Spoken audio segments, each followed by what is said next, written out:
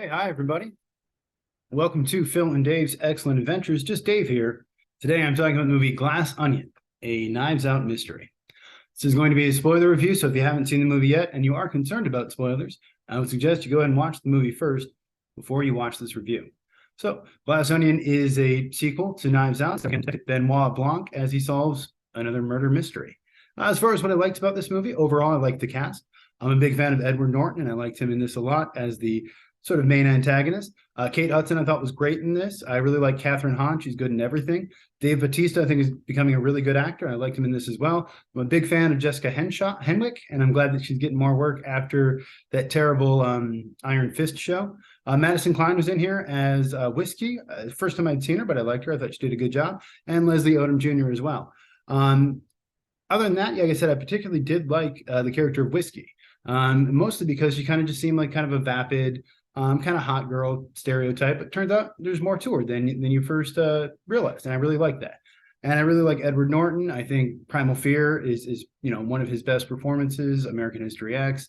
He's done a lot of stuff since then. I think he's kind of hard to work with, so he doesn't work as much now as he used to. But yeah, really liked him. I like the puzzle boxes at the beginning, the way they looked, the way they introduced them, and the way that they sort of used them to introduce the characters. And you can kind of see a lot about them and the type of people they are by the way they sort of handled the puzzle boxes. I like the way that Yo-Yo Ma, I think, explained the fugue stuff, because that sort of comes into play later with the story. I liked, again, when they first get the box and we see Andy, let's say, smash open the box. Again, seeing the way that she handled it versus the way that everyone else did. Dave Bautista's mom being able to figure it all out. That was interesting, and it gave us a lot of insight to the characters. I like seeing the people with their masks. They all had different kind of like facial masks on. Kate Hudson's character had sort of just like a mesh kind of thing that didn't do any good. Bautista didn't wear one at all, but it kind of gave you, again, an indication of what kind of character they are, whether or not they believed in science, and whether or not they really respected others, I think. I did like Noah Segan in here. He was Daryl, the kind of stoner roommate. He's been in all of Rian Johnson's movies, I think, or a lot of them at least. He was in Knives Out as well. Yeah, just kind of a fun little character. Kind of reminded me of Brad Pitt in True Romance. But yeah, I expected to be something with him, but no, he's just kind of hanging out, just having a good time, which you gotta like that guy. I liked a lot of the songs. We've got Glass Onion shows up in there. The Beatles' Blackbird, which Edward Norton's character plays, both off the White Album. We got some David Bowie in there, Starman, Parliament, Red Hot Chili Peppers, Bee Gees, all good stuff. I did like the scene with Paul McCartney's guitar where he's playing Edward Norton is playing Blackbird on it, and Kate Hudson shows up. She goes, "Oh, that's my song," and he goes, "Yeah, this is the guitar that Paul McCartney wrote it on," and then he just like drops it on the sand, which is funny. Of course, that clearly wasn't Paul McCartney's guitar, because Paul McCartney is left-handed and that was a right-handed guitar, but all right. I did like the sweatshop joke that Kate Hudson's character makes, where she found out her clothes were being made in a sweatshop, but they're sweatpants. So she's like, well, yeah, of course, that's where they should be made. She like didn't get the concept, I guess. That was kind of funny. And I did like the title, because not only is Glass Onion a great Beatles song, honestly, one of my favorite Beatles songs, but also it applied to the movie, it applied to the structure, and it kind of, had multiple meanings. So I like that. As far as what I disliked about it, I'm not a big Daniel Craig fan. Yeah, I don't really like him as James Bond. I didn't particularly like him in the first Knives Out either. I thought the first Knives Out was okay, but I didn't like it as much as everyone else. But his accent, it's this foghorn leghorn kind of very broad caricature of an accent. I guess he worked with a vocal coach, but I don't know. I don't get it. I don't get why have the character have that accent. Why cast a British guy if you want that, and why is he doing such a bad accent? And I guess maybe it's a matter of opinion. Maybe some people think it's a good accent, but to me, it seems like he's having fun. He's having a good time, but it's very obvious to me that you're acting. And same thing with Janelle Monáe. This, I think, is the first thing I've seen her in. I've heard of her a lot. I know she was in that Hidden Figures movie, but I didn't see that. And I know she's a singer. She did a song with Fun that I've heard, and I think I may have heard one of her other songs before.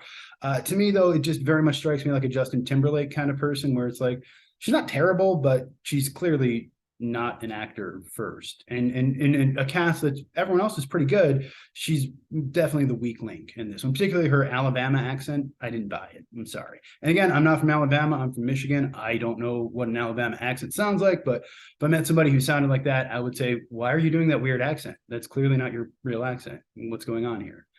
She's from like Kansas City, so I'm kind of surprised she didn't have a better one. Maybe it's just me, but this whole play between her and Daniel Craig, it felt like I was watching like Streetcar in Desire in Vermont at like a, local kind of city play kind of thing, where it's like, hey, you guys are having fun, you're doing a good job, but like also you're clearly acting, and it just kind of took me out of it, I guess. So I didn't really like the score that much either, and I feel bad for saying it. Nathan Johnson scored this. It's what's his name? Rian Johnson's cousin. He also did Brick and a bunch of other stuff for him. I think he did Joseph Gordon-Levitt's movie. But yeah, I didn't love it. I did like Brick, so I don't know what was there. Movie is a little too long. I think it's a little over 2 hours. It's a little too convoluted, and it's a little too silly. In a lot of ways, it almost seems like a parody of itself, almost like a parody of the first movie in some ways. It takes too long to get to the murder. I think the first murder, and I guess the only murder, well, I guess there's another murder, but the actual murder that sets off the plot of the murder mystery doesn't really happen until like an hour into the movie or something, more than halfway through it, I think. So I would like that to happen a little bit sooner, I guess. I didn't like all the flashbacks. I never really liked that. I don't know why. I like linear storytelling when it's like, hey, this thing that happened, actually, that's not what happened. This thing happened instead. And I feel like as a writer, I'm sure that's fun to write, but for me personally, as an audience member, I find it frustrating to deal with. And just, I don't know, it's almost like Back to the Future 2. I love that movie, but it's like, oh, here's that same scene, but from a different perspective. Or like they did it with Arrested Development on one of the later seasons. And I get it, but it also just kind of seems, it's unsatisfying for me. I also feel like the movie's just not as clever as it thinks it is.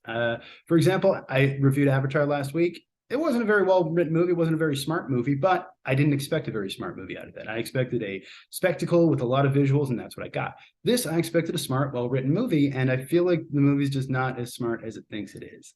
There's some obvious stuff, like the pineapple juice thing. I called that immediately because I saw he said he was allergic to it, and I'm like, oh, well, I know what happened there. And I was a little worried that was going to be the whole thing, like it was an accident, almost like bodies. Luckily, that wasn't the case.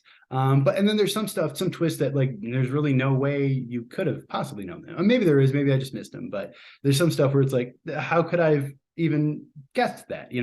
Also, why didn't he have an EpiPen? If he's allergic to pineapple, he should have an EpiPen on him at all times.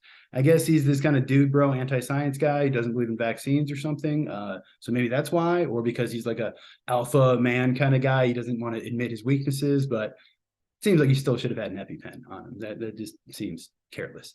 I didn't like the twin twist, especially because I didn't particularly care for her portrayal of either of the twins. I think she was better as the one who didn't have the Alabama accent, but yeah. And also just the idea that like nobody was like, oh, hey, yeah, she had a twin sister. Especially Norton's character who killed her wasn't like, oh, that person who I killed must have actually survived. No, that's more likely than it being her identical twin sister who could have just cut her hair. And I guess the guy's supposed to be stupid, so that's the point, but okay. There's also her character just kind of goes around hearing everyone's plans, overhearing everyone speak stuff. If it happened once or twice, I'd be like, sure, that can happen. Why not? It's understandable. But it happened multiple times. Like it's like to the point where it's like a parody. It's just like, okay, that she's just walking around overhearing everyone admit all of their plans and say what they really think and stuff. And I'm just like, okay, is this a kid's movie? Like what's going on here? I don't know. There's a part where she gets shot and I'm like, cool, I didn't like her that much anyway. And then they do one of the most hacky, cliched things, which is, oh, she had a book in her pocket that stopped the bullet. I know this is the real thing. I know, I think it was Grant or one of the presidents that happened to him. He had a speech in his pocket, I think, and it got hit by a bullet and he survived. So cool, that's a real thing. There's absolutely historical evidence of that happening. I think it's happened a couple times. But I've seen it in so many movies and TV shows that at this point, I am sick of it. I'm just done with it. Stop it. It is bad. It is lazy. It's manipulative. And it's not entertaining, at least not for me. The explosion thing, again, kind of stupid, especially because they had already set a napkin on fire earlier. So I guess that wasn't enough fire to make the building explode. I don't know what the rules are here, but And then I think the thing that bothered me the most about the movie was the ending, because the way that she gets revenge on him is by burning the Mona Lisa. Now everyone else survives except for Bautista's character. But I'm sorry. I understand he killed your sister, and that's bad. But you got revenge by destroying a 500-year-old priceless work of art. I don't. And I understand in the movie, because he kept saying he wanted his name to be mentioned along with Mona Lisa. So I get why they did it and why they think that's satisfying from like a writing perspective. But from a real life, actual perspective, no, you destroyed a priceless work of art. Come on. Why? No, no, that's stupid. What are you doing? So I think that's probably what bothered me the most about this movie. And I'm watching this movie and I like the beginning and I like a lot of it. There's a lot of cleverness. There's a lot of subtle kind of things in there, but stuff like that really bothered me. And just at the end of the day, I was just unsatisfied. And I realized a lot of people like this, getting a lot of good reviews. And as much as I dislike Janelle Monáe, a lot of people seem to think her performance was pretty good. So maybe it's just me. And I don't think she was terrible. I just think she was not as good as everyone else. Also, they're just totally ripping off the Harry Potter font. Is that not the Harry Potter font? That looks like the Harry Potter font to me. I don't know. So if James Cameron can use papyrus, then I guess all bets are off. So other than that, movie is written and directed by Rian Johnson. Like I said, I'm a huge fan of Brick in particular. I think is one of my favorite movies. I haven't watched it lately. Maybe I should rewatch it, but I really liked that movie when I first saw it. And I liked some of his other stuff as well. I liked Looper, and I thought his Star Wars was probably the best of the three most recent ones, although I know people were upset at the time about it. But yeah, I'm finding more and more that I'm, I don't know, not liking his stuff as much. And that happens to me a lot with directors. There's a lot of cool cameos in here. We had Ethan Hawke briefly as the guy who sprays them with the COVID cure thing or whatever. Joseph Gordon-Levitt, who's been in almost all of Rian Johnson's movies, he plays the bong, the gong, the dong, whatever you want to call it, that goes off every hour. Hugh Grant's in here briefly as presumably Benoit Blanc's lover, which was great. I love Hugh Grant. We have some quick like Yo-Yo Ma's in here, Serena Williams. They had the Zoom call where they're playing Among Us with Angela Lansbury, Stephen Sondheim, Kareem Abdul-Jabbar, and Natasha Lyonne, which was fun and cool. And it made sense. You know, it was fun to see the detective playing the game and not being very good at it. And this was, I believe, Lansbury and Sondheim, they died after they filmed their roles. So it's unfortunate. And I didn't realize until I was reading trivia here, but Kareem Abdul-Jabbar has apparently written stories about Sherlock Holmes' brother Mycroft, I think. So, interesting. There's also some celebrity references in here. Jeremy Renner and Jared Leto, as far as like the kombucha and the hot sauce, I think, which is again was kind of funny, but also kind of like, movie only had a $40 million budget, which is pretty low. And you know, Netflix is always weird with that kind of stuff. The first movie was released theatrically, and people were saying if this movie came out in theaters, it probably would have made, you know, $200 or $300 million. But yeah, Netflix decided they wanted it, so there you go. And it sounds like they've got dibs on the next movie in the trilogy as well. I did notice some stuff that like the misusing words by Edward Norton's character, which again I thought was actually kind of cool, because I'm like, oh, okay, that's not, I don't think that word means what it means, or that's not a real word, but again, indicates that he's not that smart. There's a part where he's got a Rothko, but it's upside down. So again, indicates that his knowledge of art is somewhat superficial, which I did like. And then there's some obvious sort of parallels to his character and Elon Musk. Of course, he's the guy who thinks he's a genius and who's been very successful, but has in fact been sort of taking advantage of other people's hard work and exploiting them. So yeah, there's a lot to like about this movie, and I feel like I should like this movie, and I feel like a lot of people do like this movie. I feel like I would probably recommend this movie, especially if you have Netflix. Why not? It's on there. You're already paying for it. But I was ultimately a little dissatisfied with it. Like I said, it just wasn't quite as clever as I think it wanted to be, and I do think that someone else should have been cast in that the main kind of role there as the twin sisters.